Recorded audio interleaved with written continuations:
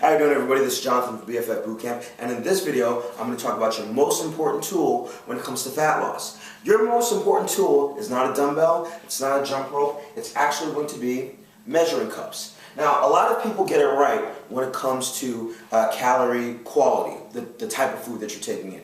People often get it wrong when it comes to calorie volume. So, if you're eating the right foods, but too much of it, you still can not experience the fat loss in the time expected, which can lead to frustration. The best way for you to accurately get an idea of what you're taking in is to measure out your food each time.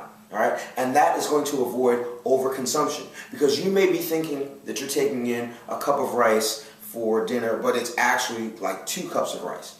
So, this is not a measuring cup.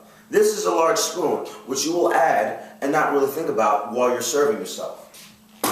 This, however, a measuring cup, will make sure to keep you in check based on the nutritional value that's stated on your food. So now you can stay in line with whatever you're making and know that you're entering the right amount of calories. Now, when it comes to those of you that are serving large groups, like you may be making, for instance, rice for your family, you have to understand that when you're measuring this, you start off by measuring dry. Okay? So if I were going to make this, I would take my serving size is 1/3 of dry rice, and that will lead to about 200 calories. But if I were cooking for a large amount of people, you have to understand rice expands once it cooks. So if I wanted to measure after the rice was cooked, I'd scoop out 2 of these, 2/3. So it's either 1 scoop dry or 2 scoops cooked. I had a couple of questions on that, and people were actually under-consuming. So you want to make sure that you have the right amount. Also, I make my rice in my rice cooker. I pre-measure my water, I throw it in there. I also use oil. Now, a lot of you are not putting your oil into your MyFitnessPal, and this has about 120 calories for 1 tablespoon. So, what people will generally do is they'll liberally add the oil until they feel that they have enough in whatever they're cooking, and they're adding these calories on, not thinking about it. So you definitely want to use your measuring cups for that. Now you're saying, Jonathan, this is a pain. Do I really have to measure this? I'd say that you're much better off doing the math up front.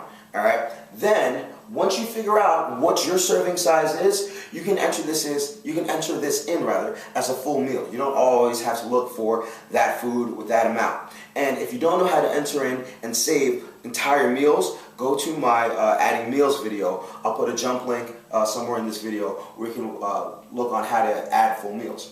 But if you do the work up front, it'll make it so much easier and it'll be so much more efficient in terms of your journaling.